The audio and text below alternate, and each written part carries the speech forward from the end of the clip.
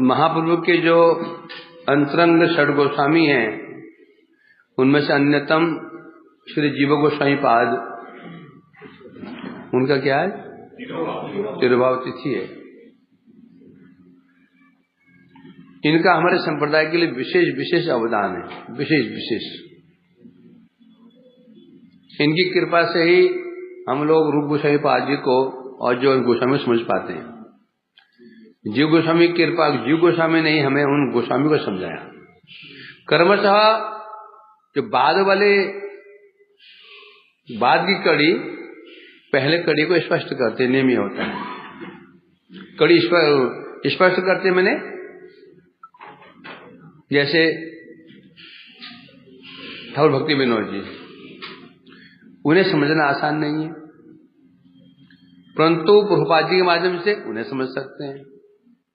प्रभुपाद जी को समझना आसान नहीं है, श्री परम गुरु महाराज के माध्यम से उन्हें समझ सकते हैं। परम गुरुदेव को समझना आसान नहीं है, उन्हें गुरुदेव समझ सकते हैं। सीधे जो समझने की चेष्टा करें समझ नहीं पाएगा। एक मूर्ख पंडित संप्रदाय में है, नाम के मूर्ख काम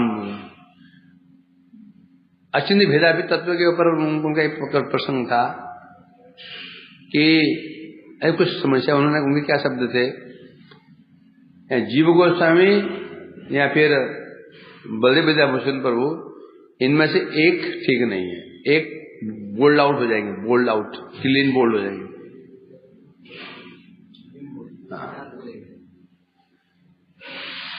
जीव गोस्वामी पाद ने क्या, हमें कोई मतलब नहीं। जीव गोस्वामी पाद ने जीव के स्वरूप के लिए स्पष्ट कहा था, यहां साधन भजन कर रहा है, वहां पर जीव का स्वरूप बन रहा है, स्वरूप बन रहा है।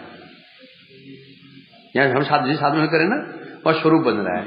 अब ये घात था, उन्होंने लिखा है, उनके संदर्भ में है, परंतु समझना आसान तो है नहीं है, इसलिए हम उसको महत्व नहीं देंगे।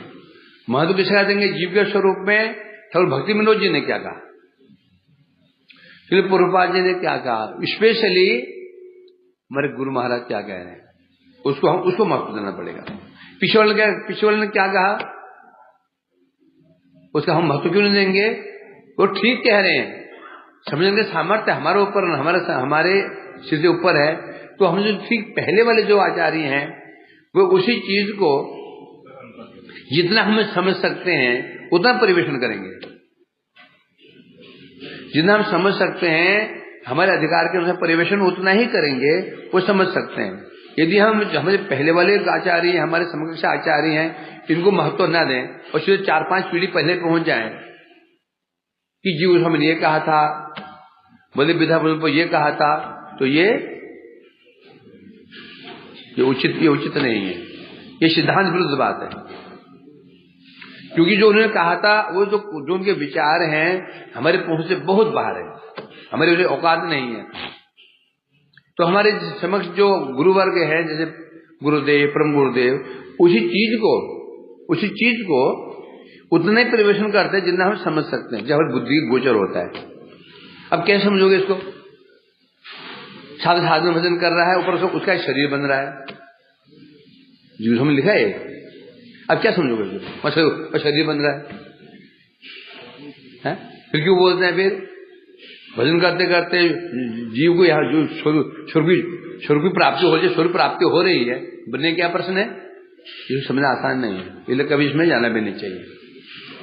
सीधी भाषा में हमारे गोस्वामी ने जो समझाया हमको, वो समझना चाहिए।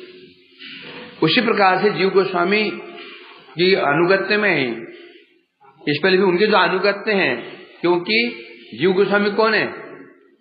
रूप गोस्वामी समझना तो क्या करना पड़ेगा? जो सर्वश्रेष्ठ रूपानुग है उसके शरण में जाना होगा। ये रूपानुग बनना चाहते हैं तो जो रूपानुग बना है, रूप गोस्वामी अनुगत्य करता है, अनुगत्य में है, जो उन्हें समझता है उसके शरण में जाना होगा, तो हम रूपानुग हो सकते हैं। तो जीव गोस्वामी कौन है? श्रेष्ठ रूपानुग है। तो इसलिए कह रहे हैं यहां पर उनकी जिन्हें जिन्हें भी इनके तुम्हारे रचनाएं हैं, है ना, कहीं कि उन्होंने लिखा है, कहीं कि उन्होंने शौकीवाद का भी वर्णन किया है शास्त्र में। उसमें क्या स्पेशल लिखते किंचित परिचय। तो कई लोग ऐसे समझते हैं कि जीव गोस्वामी ने शौकीयवाद की स्थापना की, जबकि उनके गुरु रूप गोस्वामी पाद जी परकीय भाव के हैं। ऐसे कैसे हो सकता है? यदि जीव गोस्वामी रूपानुग हैं, एक शिष्य गुरु के विचारों को ही स्थापित करता है, अपने विचार स्थापित नहीं करता। रूप गोस्वामी जी परकीयवाद के स्थापन करते हैं, रघुनाथ गोस्वामी परकीयवाद के स्थापन करते हैं। जीव गोस्वामी कैसे कर सकते हैं? तो कह रहे हैं कहीं कहीं जो मैंने लिखा है इस चीज को कि परकीयवाद को समझना आसान नहीं है, परकीयवाद को समझने का अधिकार होना चाहिए। है? राम सीता के संबंध में कोई, सीताराम के संबंध में कोई आक्षेप नहीं करता, रुक्मिणी कृष्ण के संबंध में कोई आक्षेप नहीं करता। करता है क्या? सुना तक नहीं सुना। वो कहां सुनते हैं? राधा कृष्ण के विषय में लोग आक्षेप लगाते हैं, विवाह हुआ नहीं है तो साथ में कैसे रह रहे हैं, परकी, क्योंकि इस जगत में परकीय भाव निकृष्ट है। ये जगत उस जगत की छाया है। होता क्या होता है, तब देखा हुआ आपने, तालाब किनारे के वृक्ष जो छाया पड़ती है वृक्ष तालाब में, जो ऊपरा भाग होता है उसका वो नीचे को होता है, और नीचे के भाग ऊपर को। मानो पेड़ उल्टा है। तो पर जगत में जो सर्वश्रेष्ठ है, इस जगत में निकृष्ट है। इस जगत में जो निकृष्ट माना जाता है, उस जगत में वो श्रेष्ठ है। इस जगत में श्रेष्ठ किसे मानते हैं हम लोग? दास्य भाव को। दास्य भाव जगत में श्रेष्ठ माना जाता है? और परजगत में दास्य भाव किस लोक में निकृष्ट है। इस जगत में परकीय भाव को घृणित मानते हैं। घृणित के मानते हैं? घृणित। ये रूप गोस्वामी पाद जी आने से पहले लोग भक्ति और रस ही नहीं मानते थे। रस कहने से, रस बने जड़ रस, पति पत्नी का प्रेम, ईश्वर रस नाम से लोग घृणा करते थे। तो यहां पर इसलिए कह रहे हैं कि परकीय भाव को समझना आसान नहीं है। इसलिए इन रास आदि लीलाओं को पढ़ करके कई व्यक्ति, मैक्सिमम व्यक्ति मरते हैं, उनके प्रति आक्षेप करते हैं, आक्षेप करते हैं। या दो काम होंगे, या तो लीलाओं को पढ़ करके अंदर काम जग जाएगा, या तो लीलाओं को पढ़ करके चलो भगवान के प्रति अश्रद्धा नहीं है, राधा जी के प्रति अश्रद्धा नहीं है, दोनों को भगवान मानते हैं, श्रद्धा भी है, उनको अधिकार नहीं है। परकीय भाव को सुनते सुनते सुनते सुनते हृदय में जड़ी भाव आ जाएगा, काम वर्धन हो जाएगा। रास लीला क्या है? काम निवर्तक लीला है। काम निवर्तक के हम स्वामी पाद जी कहते हैं ये रासलीला कैसी है? काम निवर्तक, काम को नाश करने वाली है। परंतु यदि अभी हम ही इसको पढ़ने जाएं तो काम बढ़ना निश्चित है। इसलिए उस समय कई लोग ऐसे थे जो परकीय भाव को समझने में समर्थ नहीं थे, या फिर सुन करके उसकी निंदा कर सकते थे।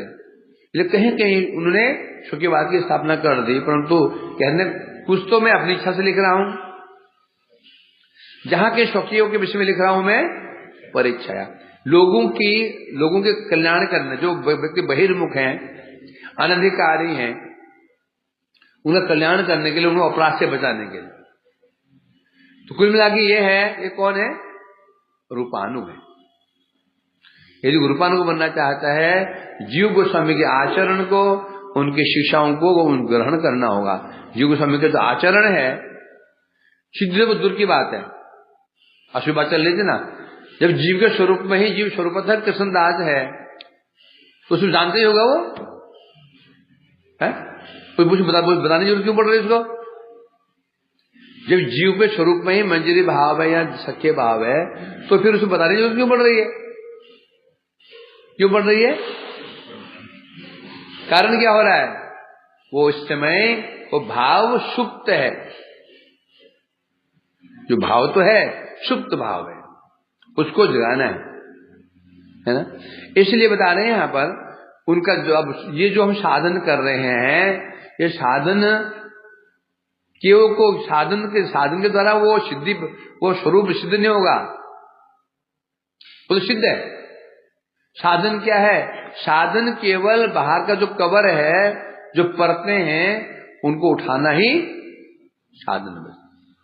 कहते हैं साधन भक्ति मतलब केवल धूल हटाना, स्वरूप निश्चित है। बस जो हम कर रहे हैं ये साधन कर रहे हैं। साधन मतलब अनर्थ को हटा रहे हैं, पापों को हटा रहे हैं, और ये करते करते करते करते अपने आप स्वरूप अंदर है, कोई समस्या है, इसमें कोई संदेह नहीं। तो इनका जो जीवन चरित्र है बड़ा ही प्रेरणादायक जीवन चरित्र है। सभी गोस्वामी जो जीवन चरित्र प्रेरणादायक है, इनका विशेष है। हम जो जीवों के जो हम लोग मरते हैं ना, पति से भागते हैं ना, सर लड़ाई किसको लेकर के है? फील्डों को लेकर, शिष्यों को लेकर के। लड़ाई किसको लेकर के? पैसों को लेकर भी नहीं है, प्रतिष्ठा को लेकर समस्या है। सारे संसार जड़ जगत में भी जो लड़ाई चलती है वो स्त्री के लिए भी नहीं होता है और धन के लिए भी नहीं होता है। लड़ाई असली होती है प्रतिष्ठा के लिए। तो इनका जीवन जैसे ये निरपेक्ष है, तृणादि तरोर पे शरण अमानी मानस, जो महाप्रभु का जो मंत्र, ये मंत्र है, क्या मंत्र है? तृणादि नीचे न तरोर पे शैषणा अमान्य मान कीर्तन। ये महाप्रभु ने हमें मंत्र दिया, जिस मंत्र में दीक्षित हो गया उस हम कह सकते हैं ये गौर का अनुगत है, गौड़ीय है। यदि इस मंत्र में कोई दीक्षित नहीं हुआ, जैसे ना हम मंत्र में दीक्षित हो जाते तो हम वैष्णव बन जाते हैं। तो वैष्णव सामान्य प्रक्रिया है। वैष्णव तो कोई मंत्र में व्यक्ति वैष्णव बन सकता है, राम मंत्र में, नरसिंह मंत्र में वैष्णव बन जाते हैं। पर जो महाप्रभु का जो ये मंत्र है, त्रिनाद मंत्र है, इसमें दीक्षित होने के बाद कोई गौड़ीय बन सकता है। मतलब दीक्षित में गौड़ीय बन जाएगा, वो जो गौड़ीय बन ही नहीं सकता, क्योंकि ये जो श्लोक है, ये जो बताया गया है, इसकी प्रकाशता दिखी जाती है गौड़ियों में। दीन तक इसे कहते हैं। दीन तक किसमें है? कौन दीन है? श्रीमती राधिका जी। उनसे तो कोई दीन हो सकता है? हो सकता है? नहीं हो सकता। तो उसी पर बता रहे हैं यहां पर। तो जो ये मंत्र है, इसमें जो इसमें जो बताया गया है, जो लक्ष्य, जो शर्तें हैं जो हैं, और जीव गोस्वामी पर दिखाई पड़ती है। पूरे गौरमंडल, क्षेत्र मंडल और ब्रज मंडल, तीनों मंडलों में जितने वैष्णव, गौड़ीय वैष्णव होते हैं, उनके एक छत्र सम्राट थे। एक छत्र सम्राट, कोई हड़बड़ी नहीं, प्रतिष्ठा के लिए शिष्य बना लूं, कोई प्रतिष्ठा नहीं। बस एक ही उद्देश्य है, शिक्षा प्रदान करना। अरे चाहे तुम शिष्य बनाओ ना बनाओ, ये थोड़ी है कि भगवान बोले तुमने तो शिष्य बनाया नहीं है, वो शिष्य बनाए, बात इसका नहीं है। हमने कितने व्यक्तियों की सहायता की, भगवान क्या प्रसन्न होंगे? किसने कितने व्यक्तियों की सहायता की, इस पर भगवान प्रसन्न होंगे। चाहे दीक्षा बनाया करें, शिष्य बनाया करें, जब पहुंचे ऊपर ही ना, एक जगह जानना एक जगह ही है। तो होने पर भी देखो सबके, गोपाल भट्ट गोस्वामी और लोकनाथ गोस्वामी और वो हृदय चैतन्य जी है ना, इनके शिष्यों को भी शिक्षा प्रदान, श्यामानंद, नरोत्तम श्रीनिवास इत्यादि, अब जानते हैं इसको। इनका जीवन चरित्र क्या है? ये महाप्रभु से मिले कि नहीं मिले? एक बार उन्हें मिलता है। जब महाप्रभु जी राम के लिए ग्राम गए थे, संन्यास लेने के पश्चात महाप्रभु जी पुरी पहुंचे, वहां से दक्षिण भारत गए, वहां से वापस आए, वृंदावन जाने का एक मतलब कि उत्कंठा जगी, चले जा रहे थे, पूरी भीड़ भड़का साथ में लेकर के, हजारों लोग पीछे जा रहे हैं। राम के गांव पहुंचे, और वहां जाकर के रूप सनातन से मिलन हुआ। राजा ने कहा देखो ये कौन आ रहा है, कोई इतनी बड़ी सेना लेकर आ रहा है आक्रमण करने के। गुप्तचर भेजे, गुप्तचरों ने कहा नहीं महाराज वो कोई सन्यासी है, उसके पीछे उसके अनुगत उनके सेवक हैं, उनके अनुयायी हैं। ये सन्यासी भी इतने लोग,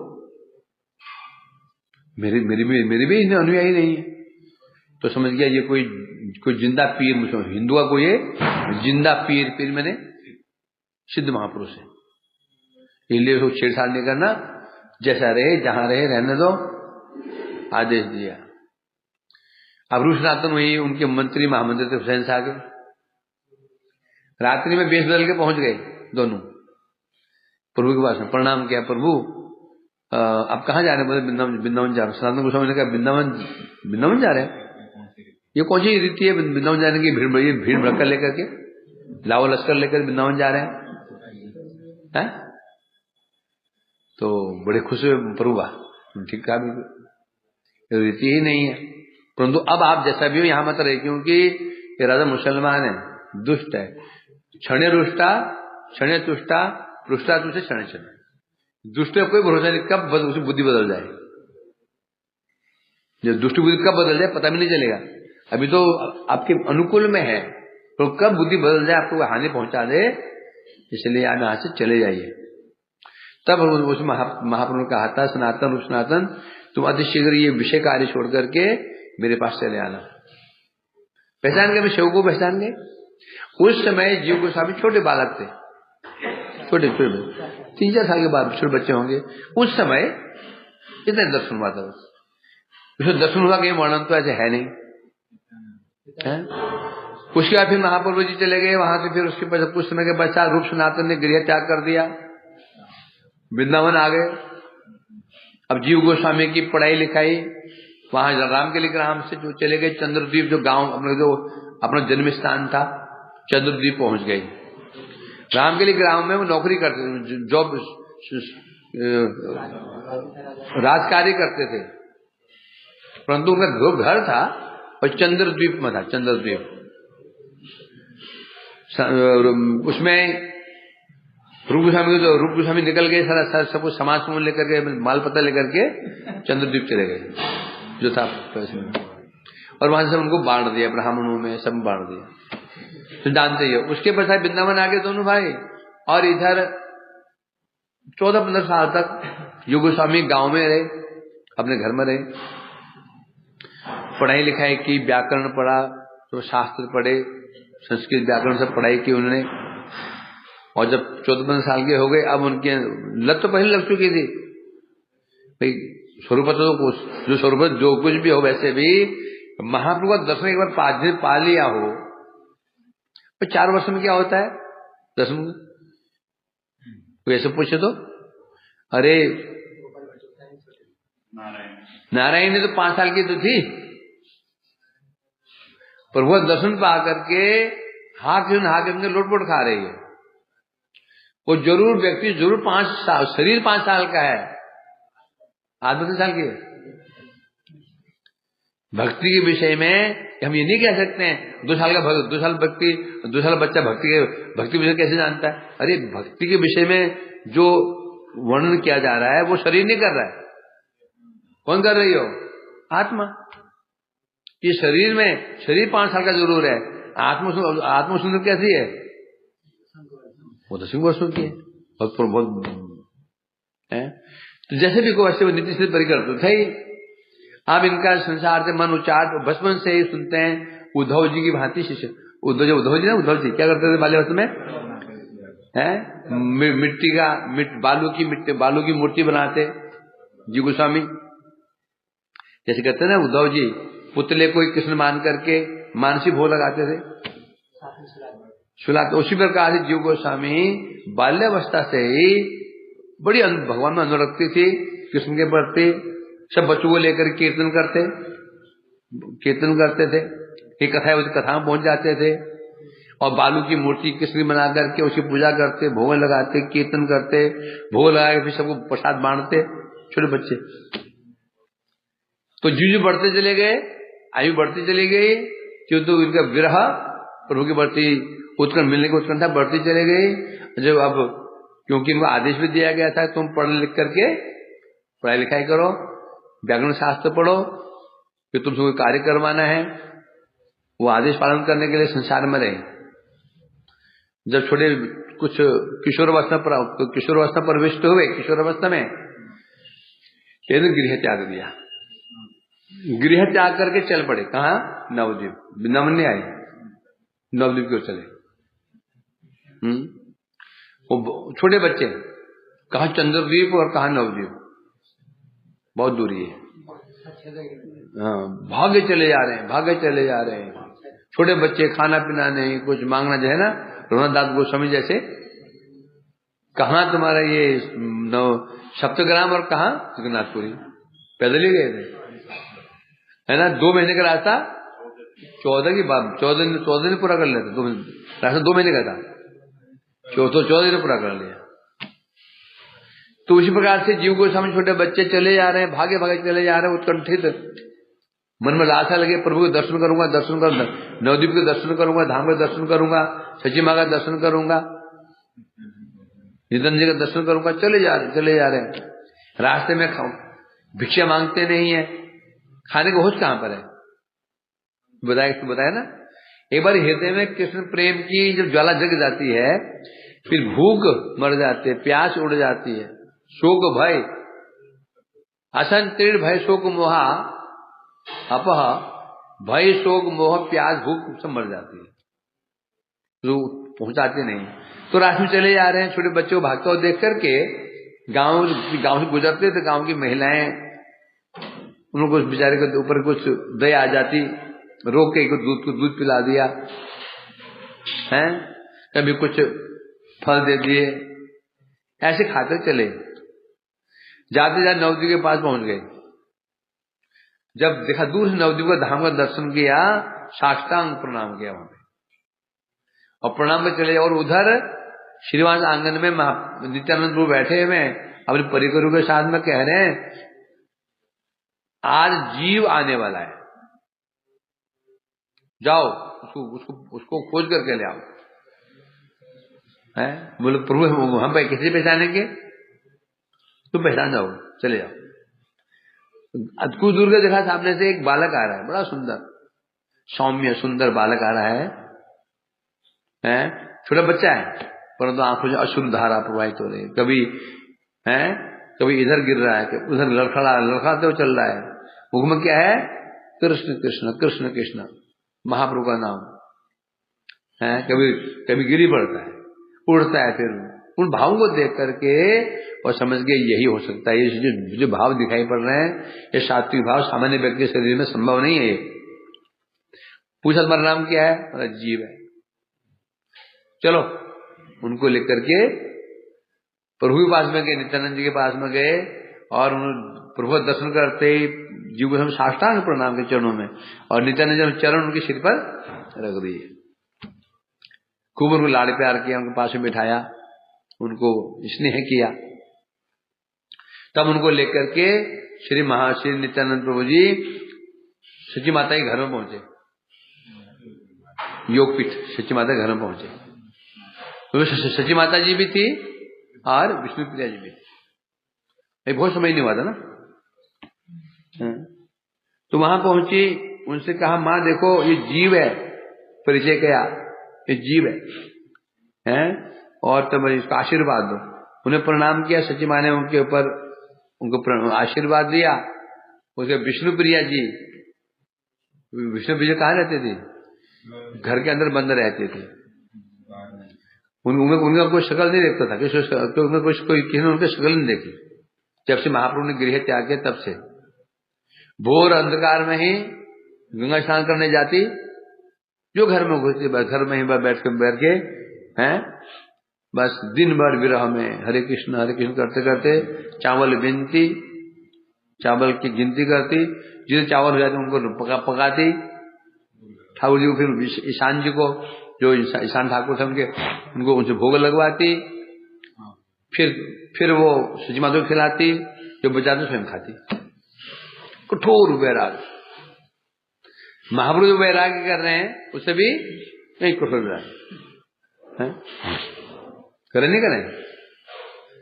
सीता जी जो वैराग्य करते थे जंगल में वो कर रहे थे, राम जी का वैराग्य क्या था, उससे बढ़कर था। क्यों बढ़कर था?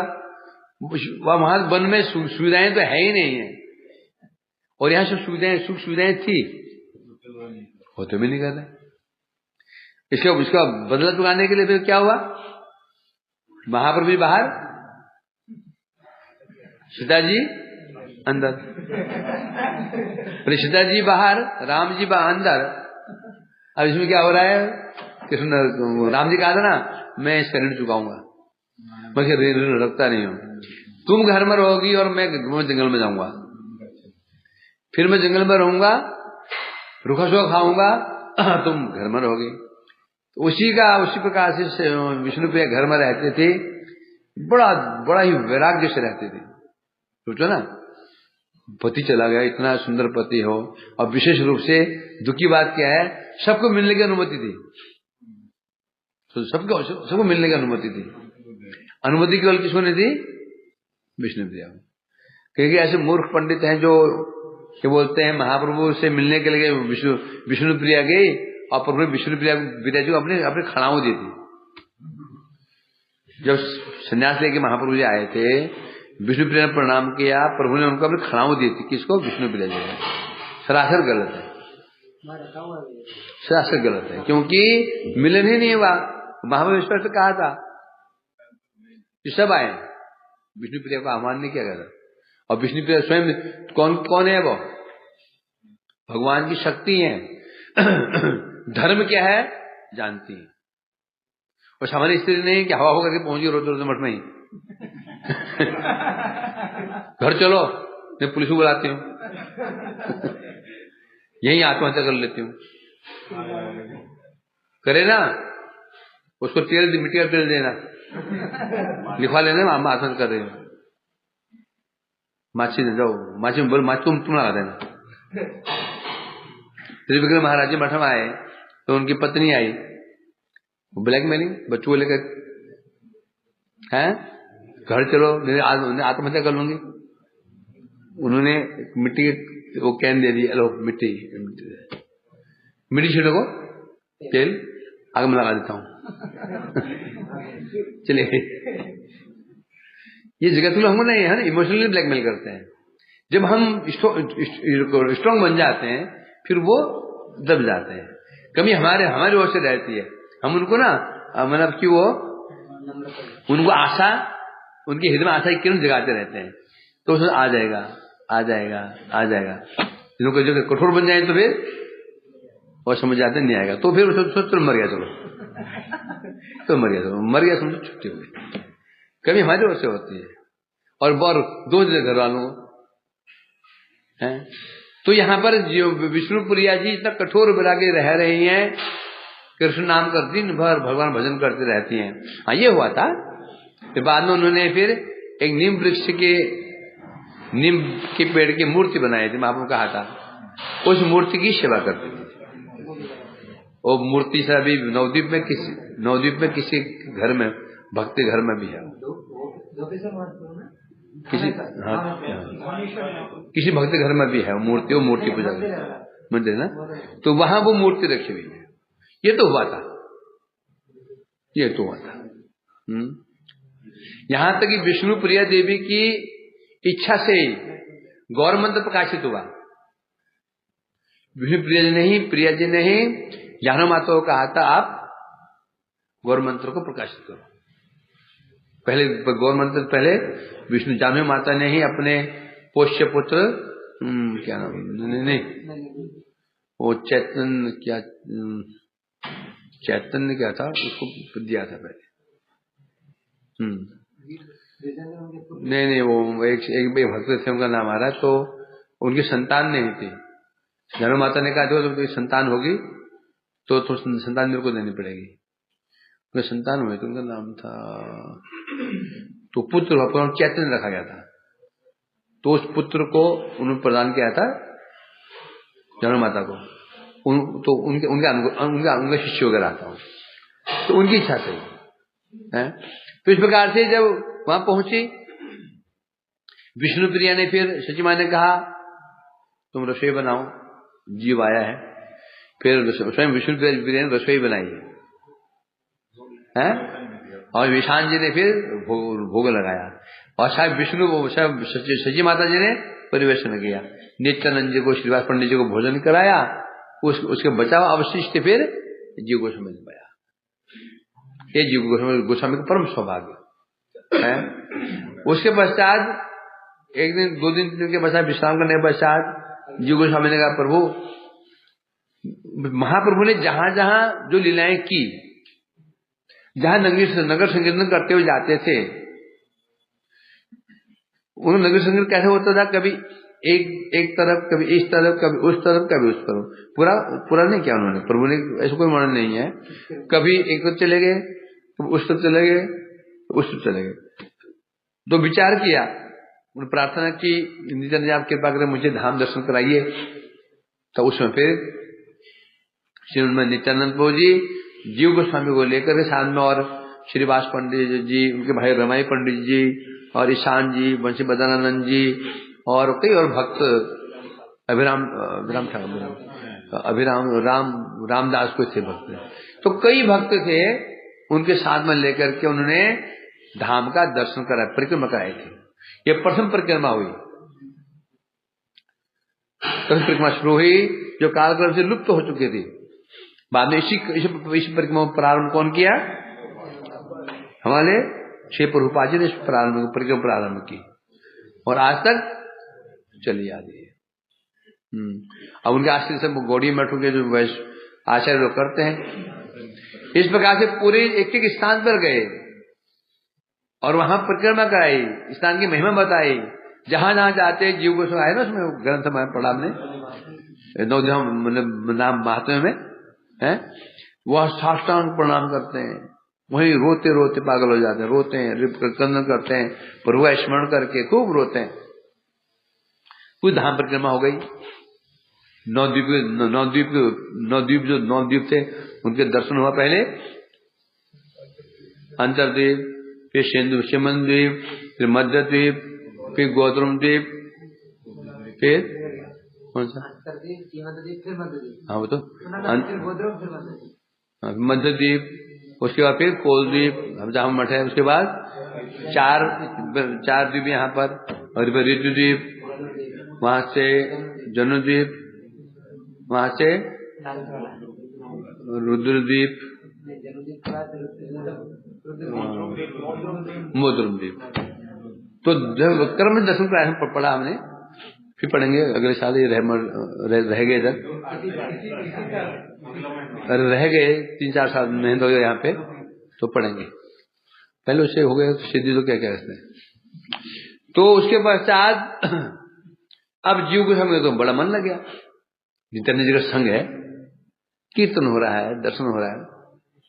एक दिन नित्यानंद जी ने कहा, जीव अब तुम्हें यहाँ नहीं रहना चाहिए। क्यों नहीं रहना चाहिए? क्योंकि तुम्हारे वंश को श्रीमन महाप्रभु जी ने वृंदावन वास दिया है, अब वृंदावन जाओ।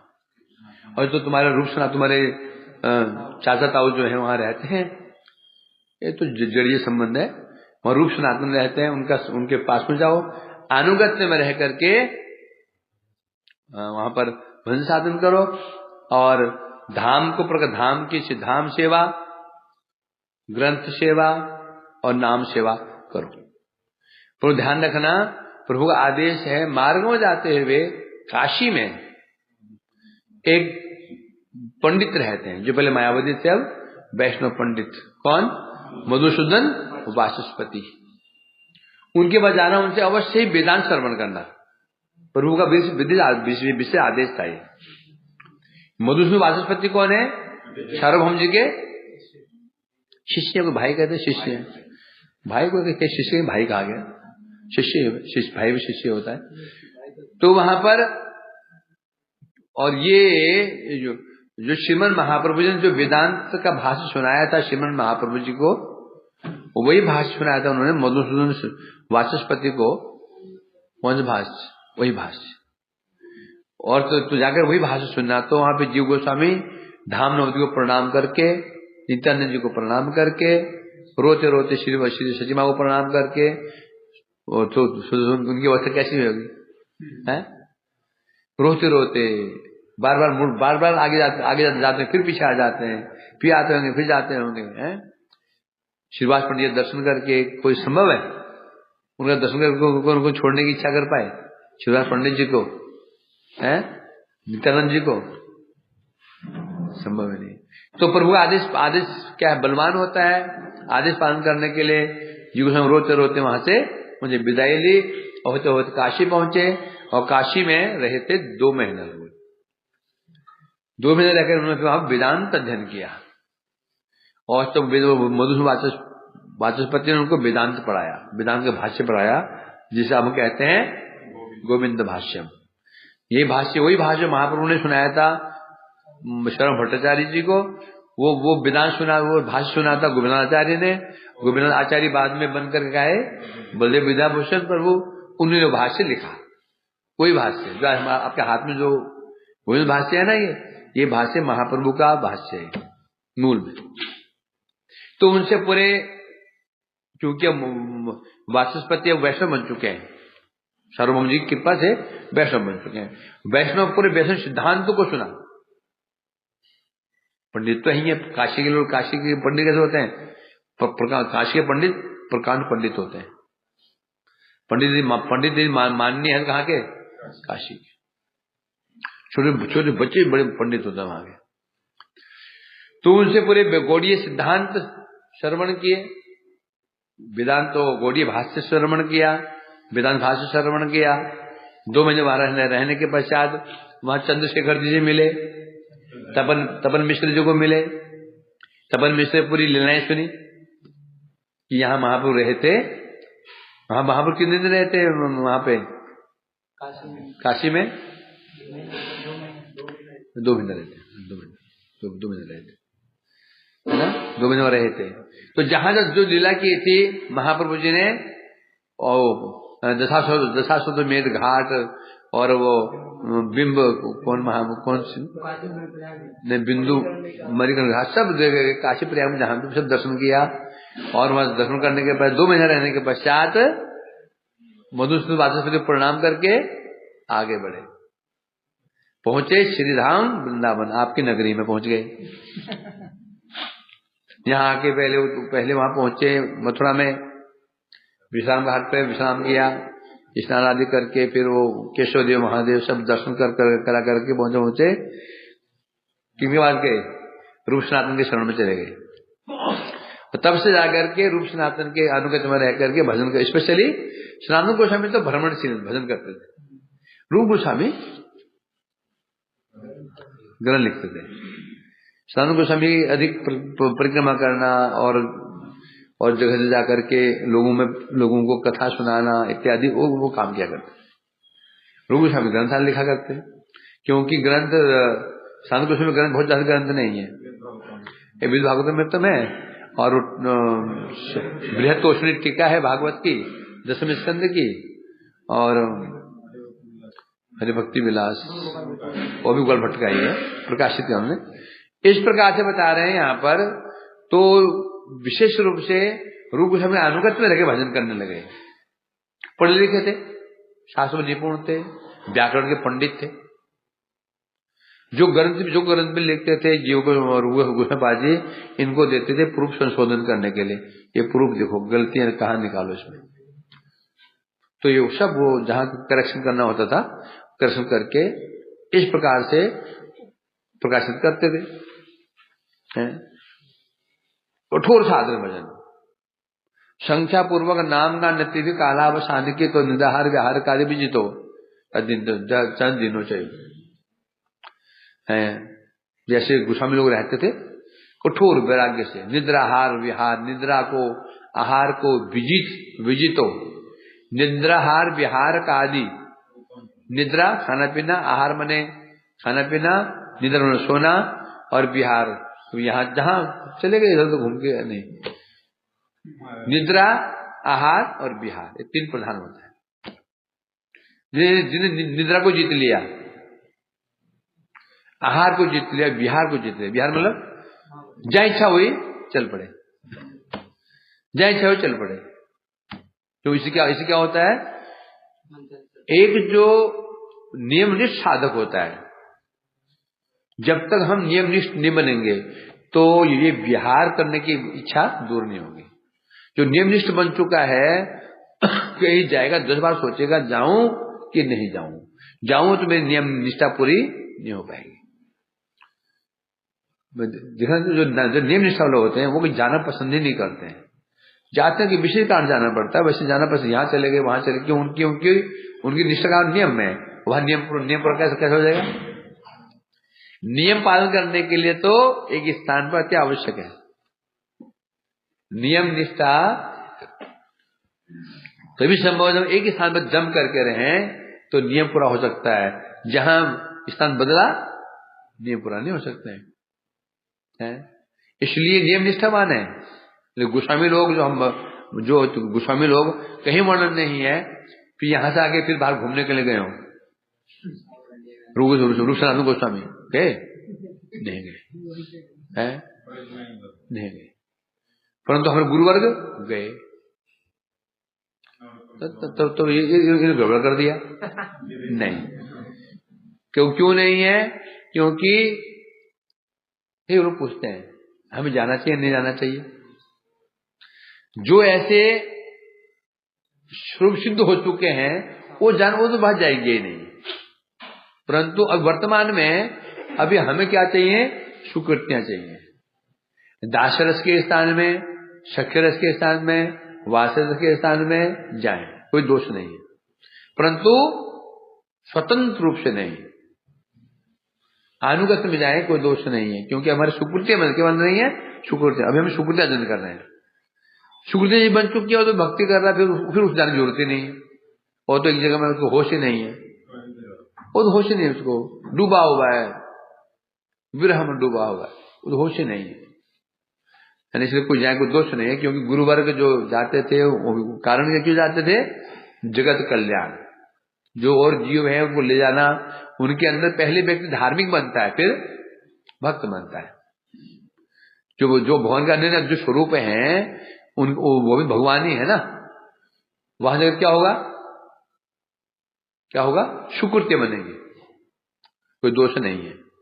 परंतु स्वयं घूमना, जहां इच्छा हो चले जाना, वो ठीक नहीं है।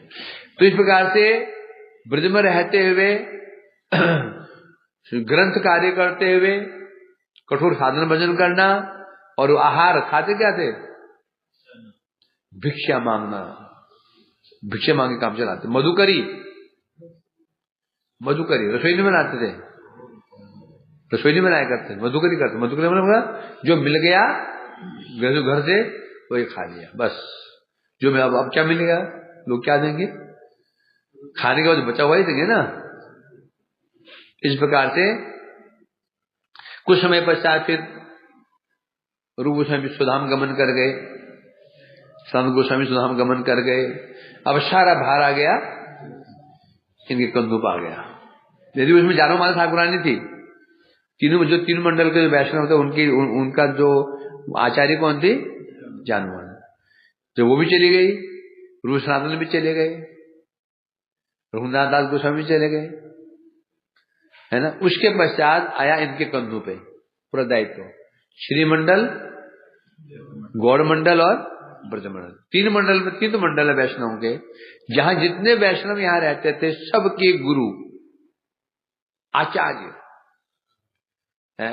मतलब किस बात को दिशा नहीं दी तो आचार्य कैसे हो गए? यह भावना बन गई है कि दीक्षा के पश्चात वो आचार्य बनता है, ऐसा नहीं है, क्या? स्वयं आचर्य यस्मात् आचार्य तेन कीर्तित, आचरण करते हैं इसलिए आचार्य। प्रजाति को आचार्य नहीं बन जाता। आचार्य से प्रजाति से नहीं बनाए, ये बनाए आचार से बनाए, आचरण से बनाए है। तो कितने दीनहीन जुगोस्वामी जी थे, हैं? पूरे तीन मंडल के वैष्णव के अग्रगण्य होते हुए भी, शिरोमणि होते हुए भी, सार्वभौम आचार्य होते हुए भी कभी शिष्य बनाने की आवश्यकता नहीं, है, बल्कि अन्य जो आचार्य थे, गोपाल भट्ट गोस्वामी के शिष्य, हृदय चैतन्य जी के शिष्य और शिष्य है नरोत्तम ठाकुर। लोकनाथ जी शिष्य कौन थे?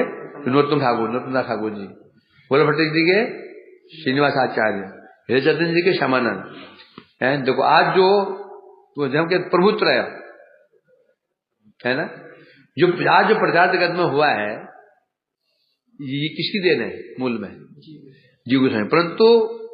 परंतु निमित्त कौन बने हैं? 3, नरोत्तम ठाकुर, श्रीनिवास आचार्य और श्यामानंद। 3, चाहे वो आसाम को हो, चाहे वो उड़ीसा को हो, चाहे वो बंगाल को हो, है ना। तो सबके 3 थे और तो तीनों के शिक्षा गुरु कौन थे? जीव गोस्वामी है। सबको शिक्षा प्रदान की, पर कभी तो शिष्य बनाने की होड़ नहीं लगाई है। बल्कि ये देखा जाता है शिष्य बनाने के पश्चात व्यक्ति निरपेक्ष नहीं रह सकता है। जैसे हमारे मुस्लिम महादेव को देखा मैंने, जो शिष्य नहीं बनाते थे उसको शिष्य बनाने के बाद इनको समस्या आई थी। क्यों? कारण क्या है? जब एक व्यक्ति शिष्य नहीं बनाता तो सब जानते हैं इन पर सबका अधिकार है। जब कोई मंत्र ले लेता है भी क्या सोचता है वो इन पर मेरे गुरुदेव है। कुछ ऐसे जो नामधारी शिष्य हुए थे उन्होंने महादेव प्रेशर बनाने की चेष्टा की थी। हम आपके शिष्य हैं तो हम ही, हमारी प्रधानता होनी चाहिए, है ना।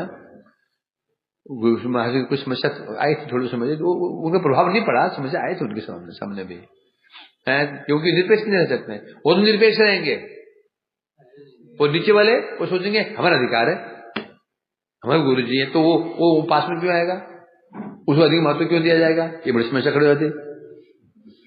ये बड़ी समस्या खड़ी, दूसरी चीजों को महत्व दे, हमें महत्व नहीं दे रहे हैं। ये दिशा ने बनाया तो, शिष्य ने बनाया तो सबको समान है।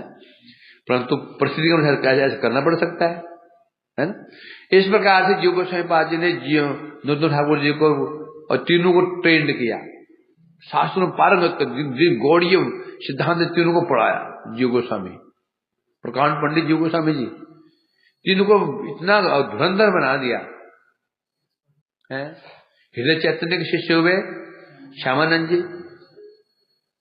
हृदय चैतन्य जी ने ये अनुमान लगाया, ये देखा मेरा शिष्य मुझसे आगे है, मुझसे इसका सौभाग्य अधिक है, अर्थात ये मधुर रस का सेवक है, मधुर रस का, ये स्वरूप मधुर रस का है, तो और मैं हूं शक्य रस का, तो मैं इसको मैं इसे पोषण नहीं कर पाऊंगा, इसकी भक्ति को आदेश जाओ, जाके वृंदावन जाओ और जीव गोस्वामी पाद के जाओ, चरणों में जाओ, और वो तुम्हारा पालन पोषण ढंग से कर सकते हैं। वो आए हैं। तो कई मूर्ख ऐसे विचार करते हैं। अब यहाँ पर वो जब आए, झाड़ू लगाते थे, वो नुपुर मिला, राधा नुपुर मिला, राधा जी उनके चरणों के स्पर्श, मस्तक स्पर्श किया, चिन्ह बन गया, और बोला तुम्हारा नाम क्या है? पहले क्या नाम था? नाम क्या तुम्हारा? धूत कृष्णदास। अरे ये तो क्या नाम हुआ? कृष्णदास भी दुखी रह नहीं सकता, कृष्णदास भी हो दुखी भी हो, नहीं नाम का ठीक नहीं। तुमने मुझे आनंद दिया या मेरे श्याम को आनंद दिया था, मेरे प्रभु श्याम को आनंद दिया था, तुम्हारा नाम श्याम आनंद, श्यामानंद। कुछ मूर्ख पंडित ऐसे कहते हैं। एक खबर जब वहां पहुंची, बंगाल पहुंची, हृदय चैतन्य कानून में, वो यहां आए, उन्होंने उन्हें पंचायत की कि जीव गोस्वामी ने मेरे शिष्य को क्यों हत्या लिया है? उसका नाम बदल दिया, तिलक बदल दिया, दीक्षा भी दी उसको है, मेरे शिष्य को दीक्षा दे देगा ये, इतना अहंकार, नाम भी बदल दिया। पंचायत बुलाई गई, उसमें फिर जीव गोस्वामी ने कहा मैंने तो किसी को मंत्र दिया है, नाम बदला है, ना तिलक बदला है?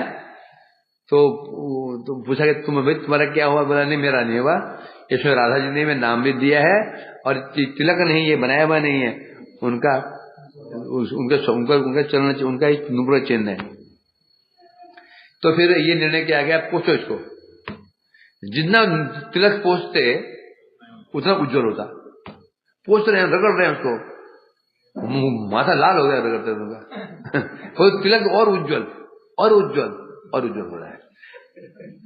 तब समय विश्वास हुआ नहीं, वास्तव में ये गलत कह रहा है। सोचो क्या मूर्ख है, हृदय चैतन्य का एक वैष्णव सोच सकते हैं क्या? तो दिशा दे भी देंगे क्या उन्हें बुरा लगेगा? हमारे जैसे है ना प्रतिशत भोगी जो शिशु को अपना संपत्ति मान लेते हैं, वो उनको गुस्सा आएगा। मेरे शिष्य को दिशा दे के दिशा दे दी, खुश होंगे वो, खुश होंगे वो है? क्योंकि मेरे मूर्ख गुरु भाई ने मेरी बार कहा था, तुम पिता की सेवा छोड़ गए चाचा की सेवा कर रहे। मैंने कहा बेटा तो अब तो आपने गुरुजी समझ नहीं पाया, समझ नहीं पाया। तो जगत में एक पिता भी जब देखते मेरे बेटा में मेरे भाई की सेवा कर रहा है, खुश होता है।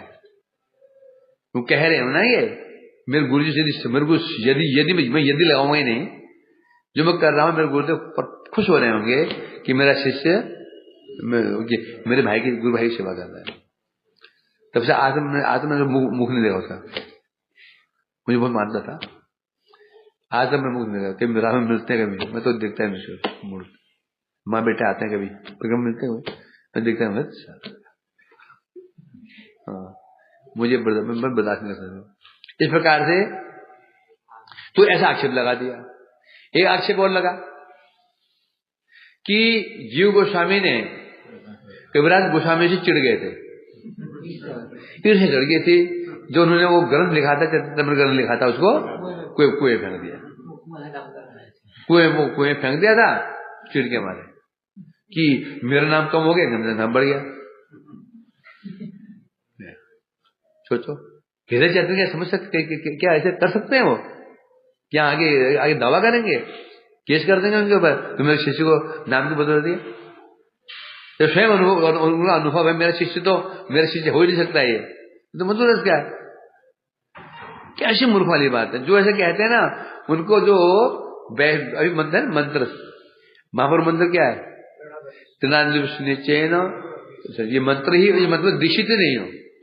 जो ऐसा कहता है समझो मंत्र में दीक्षित नहीं है, तो वो गौड़ीय ही नहीं है, महापुरुष का अनुयायी है ही नहीं है। और कैसे बनते हैं? मंत्र से। महापुरुष मंत्र, मेन मंत्र क्या है? जहां मैं समझता हूं, ये जो मंत्र है, इस मंत्र में जो दीक्षित हो गया, कीर्तनीय सदा हरि। क्यों? जैसे मंत्र लिए बिना कोई व्यक्ति अर्थ नहीं कर सकता ना, तो 4 गुण संबंध हुए बिना कोई व्यक्ति कीर्तन नहीं कर सकता। 4 गुणों से रहित होकर के वे कीर्तन कर ही नहीं सकते, कीर्तन सदा हरि होगा ही नहीं। तो क्या मानेंगे?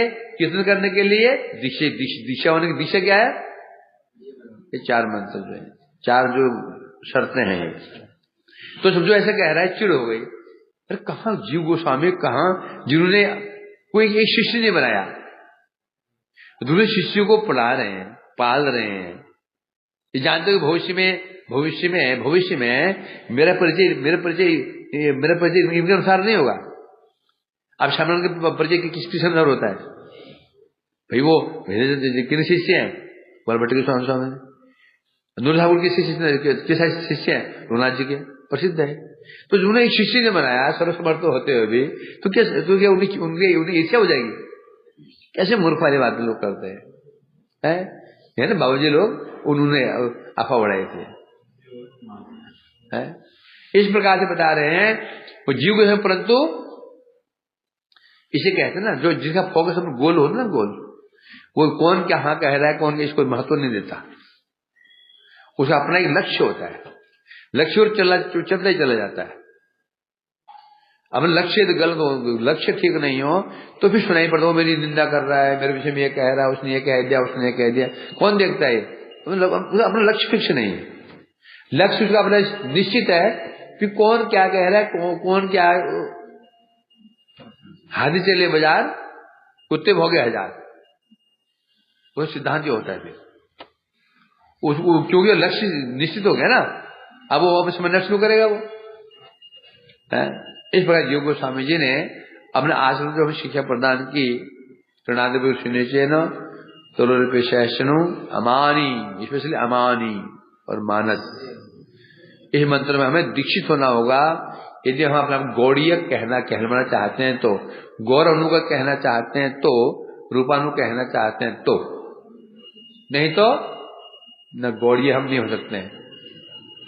श्री गोस्वामी पाद की, संत गोस्वामी पाद की, श्री महाप्रभु की।